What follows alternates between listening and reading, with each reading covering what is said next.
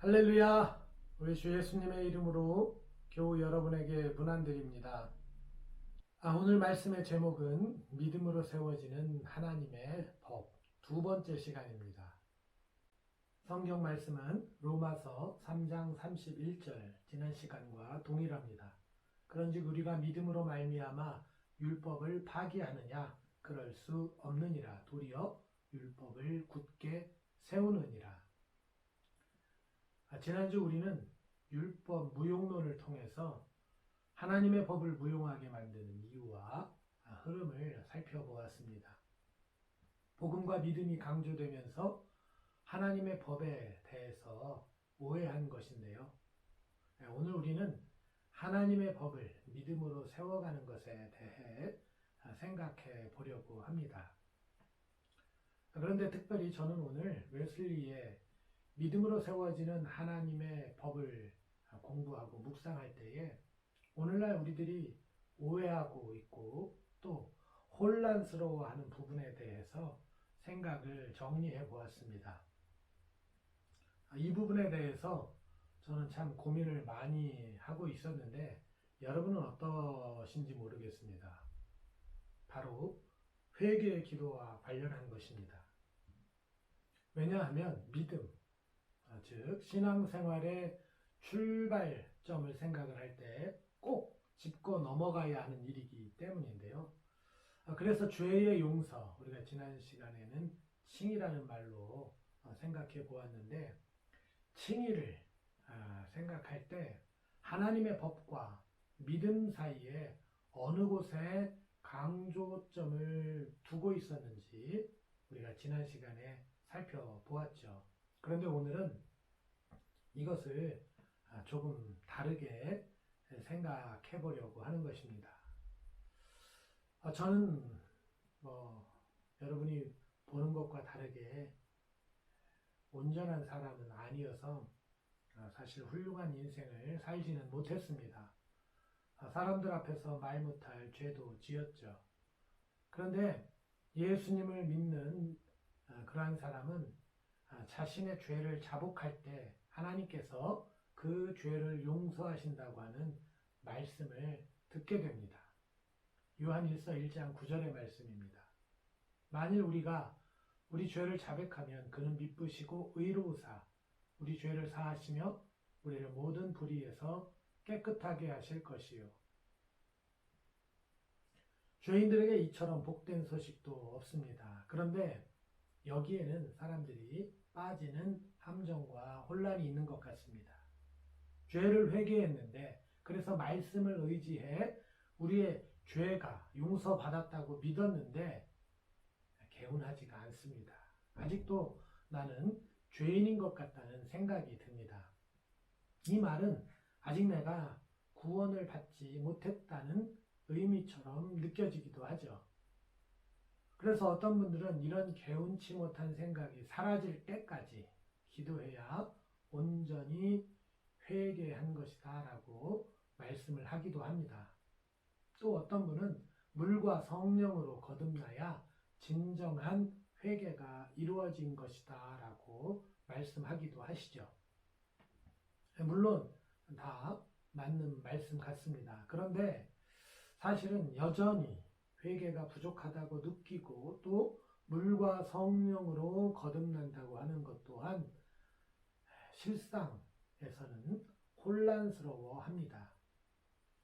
즉 이러한 단계에 이르른다고 하는 것, 온전한 회개를 할 수 있다고 하는 것, 정말 거리낌 없는 개운한 회개를 한다고 하는 것, 물과 성령으로 거듭난다고 하는 것은 신앙을 아주 고차원적으로 느끼게 하죠. 이런 신앙생활을 바라보게 될 때 신앙생활은 무척 어려운 것이 됩니다. 우리는 예수님의 이름을 믿음으로 구원을 얻는다고 하는 단순한 이 진리를 믿고 있는데 이것이 말만 간단한 것이지 사실은 단순하지 않은 것이 됩니다. 결국 구원도 마찬가지죠. 단순하지 않고 고차원적이며 정말 실로 성취하기 어려운 것이 되는 것입니다. 그런데 또 반대로 믿음으로 구원을 얻는다는 복음의 진리, 이 단순한 진리를 고수하기 위해서 사람들의 노력, 사람들의 행위는 중요하지 않다는 점을 강조하기도 하죠. 예수님을 한번 영접했다면 이미 구원은 따놓은 당상이다라고 말하는 것입니다. 그래서 오랫동안 이 부분이 강조되었고, 이런 사조가 사람들 사이에서 아주 강렬했습니다. 그래서 한편에서는 사람의 노력과 의지를 강조하는 율법주의가 득세했고, 반대에서는 율법 무용론이 판을 쳤던 것입니다. 이런 양극단은 어제나 오늘이나 크게 변하지 않은 것 같습니다. 그러나 저는 이것이 오해이고 혼란스러운 지점이라고 생각하게 됩니다. 제가 오늘 웨슬리의 설교문을 공부할 때 문득 이 지점을 정리하게 되었는데요. 그렇다면 과연 오늘 우리들은 어떤 점을 오해하고 있다는 것일까요? 우리가 오해한 것이라고 생각하는 중요한 사실 하나를 짚고 넘어가겠습니다. 여러분, 죄의 용서의 주체, 죄를 용서하시는 주체가 누굽니까? 하나님이십니까? 아니면 여러분이 죄를 용서받았다고 느껴야 합니까? 우리가 잘 알고 있는 예화를 하나 소개해드리겠습니다. 우리는 사랑의 원자탄 손양원 목사님의 예화를 익히 들어서 알고 있습니다.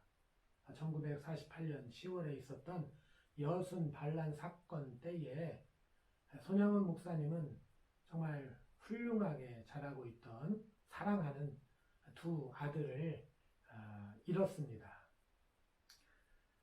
그 두 아드님을 죽인 사람은 안재선이라고 하는 사람이었는데요.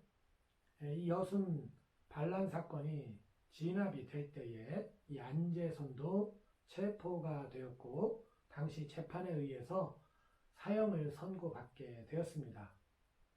그때 손양원 목사님은 이 두 아들을, 자신의 두 아들을 죽인 안재선을 용서한 것은 물론 그가 받게 되었던 사형 집행을 무효화하기 위해서 애썼고 결국 사형 집행이 이루어지지 않도록 만들어서 그 안재선을 자신의 양자로 삼는 그런 결단을 하셨습니다.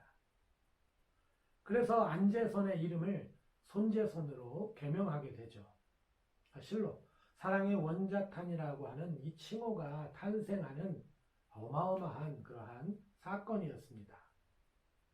그런데 손양원 목사님은 이에 그치지 않고 손재선을 신학교에 입학시키고 또 그가 전도사로서 사역을 할 수 있도록 지도하셨습니다. 과거를 정산하고 죄로 점철된 과거를 정산하고 복의 길을 걷도록 인도하셨던 것이지요. 정말 우리들에게 귀감이 되는 그런 놀라운 이야기가 아닐 수 없습니다. 그런데 여러분, 이제 우리가 주목하게 되는 이야기가 이어지는데요. 바로 손양원 목사님의 지극한 사랑을 받은 그 양자 손재선, 그의 마음이 편하지 않았다는 점입니다. 그는 항상 좌불안석이었습니다. 그리고 끝끝내 손양원 목사님의 가족을 떠나게 되죠. 그리고 평생을 괴로워하며 살다가 인생을 마무리하셨다고 우리에게 전해지고 있습니다. 여러분, 손재선은 손양원 목사님으로부터 두 아들을 죽인 죄, 그 죄를 용서받았습니다. 그러나 그의 마음은 편할 날이 없었습니다. 그렇다고 여러분, 그가 용서받지 않은 것이 아닙니까? 그가 용서받지 않은 것입니까? 아니죠. 그는 분명히 자신의 죄에 대해서 용서를 받았습니다. 누가 용서했기 때문입니까? 손양원 목사님이 용서했기 때문입니다. 저는 오늘 우리들이 이 부분, 즉 죄를 용서하시는 주체에 대해서 오해하고 혼란스러워하는 것은 아닌가 생각하게 되었습니다. 여러분, 우리들의 죄를 용서하시는 분은 하나님이십니다. 사람들은 자신의 죄가 용서받았다는 확신을 얻고 싶어 하지만 이것은 죄 용서의 주체를 자신에게 돌리려는 교만한 행동입니다. 다시 말씀드리지만 죄를 용서하시는 분은 하나님이십니다. 하나님이 용서하셨기에 죄가 용서되는 것입니다. 그런데 다시 생각하면 우리는 죄인 중에 괴수라서 하나님의 무한한 자비와 사랑으로 죄의 용서를 받았음에도 불구하고 여전히 흉악한 자신의 죄의 흔적으로 인해서 안타까워할 수밖에 없는 것이죠. 거룩한 하나님 앞에서 우리의 죄가 너무나 크고 도드라지게 드러나기 때문입니다. 저는 우리가 이 부분을 분명히 하면 좋겠습니다. 내가 진실로 흉악한 죄인이구나. 그런데 예수님을 영접하고 나의 죄를 자백할 때 하나님께서 나의 죄를 용서하셨구나 라는 점이죠. 그럼에도 우리가 온전히 기뻐하지 못하고 우리의 죄의 흔적 때문에 슬퍼할 수도 있는 것입니다. 여러분, 하나님 앞에서 자신이 죄인이라는 사실을 자각하는 것, 이것은 정말 중요한 문제입니다. 이것은 단순히 교리의 문제가 아니죠. 이 부분이 강단에서 설교되어질 때 이 사실이 분명히 믿어져야 하는 것입니다. 그런가 보다 라는 차원에서 머물게 되면 우리는 참된 신앙의 길에 들어섰다고 할 수 없을 것입니다. 자신이 죄인인 것이 믿어져야 예수 그리스도께서 우리의 죄를 위해 십자가에 달리셨다고 하는 그 사실을 믿을 수가 있는 것입니다. 우리가 죄인인 것을 믿어야 우리에게 천국 복음을 전하셔서 하늘나라에 대한 소망을 갖게 하시는 주님의 말씀 사역의 의의를 우리의 마음에 담을 수가 있는 것이죠. 이렇게 우리가 죄인으로 주님 앞에 설 때 주님이 우리를 다스리시며 통치하시는 영원한 왕이심을 진심으로 고백할 수가 있는 것입니다. 자신이 죄인인 것을 모르는데 죄의 용서가 얼마나 절실한지, 또한 그리스도의 보혈의 은혜가 얼마나 깊은 것인지 깨달을 수가 있겠습니까? 자신이 약하다는 사실을 알지 못하는데 어찌 하늘의 복음을 중요하게 여기며 그 소식을 들으려고 하겠습니까? 예수님의 통치가 나 자신은 물론 인류에게 가장 큰 복이라는 사실을 깨달을 수가 있는 것은 우리가 죄인이라는 사실 때문에 통에 자복하는 그 순간뿐입니다. 그러므로 죄인된 자가 예수님을 영접할 때 죄인인 자신을 직시하며 회개에 이르러야 비로소 천국의 비밀에 눈뜨고 예수 보혈을 마음에 새기며 예수님께서 가신 길을 따라 걸어가는 것은 지극히 당연한 일입니다. 그래서 이제 그 길이 넓고 평탄하지 않을지라도 그 길을 걸어가는데 주저하지 않게 되는 것이죠. 여러분, 어째서 그렇습니까? 이제 용서받을 수 없는 죄인을 사랑하시고 자비를 베푸시는 하나님을 그의 마음에 사랑하고 경외하는 마음으로 채워져 가기 때문입니다. 그 사랑을 받아 누리는 것이 감당하기 어려운 것임을 알기 때문이죠. 그래서 이제 그의 마음에는 하나님의 법이 새겨져서 거룩하고 의롭고 선한 열매를 맺어가기 때문입니다.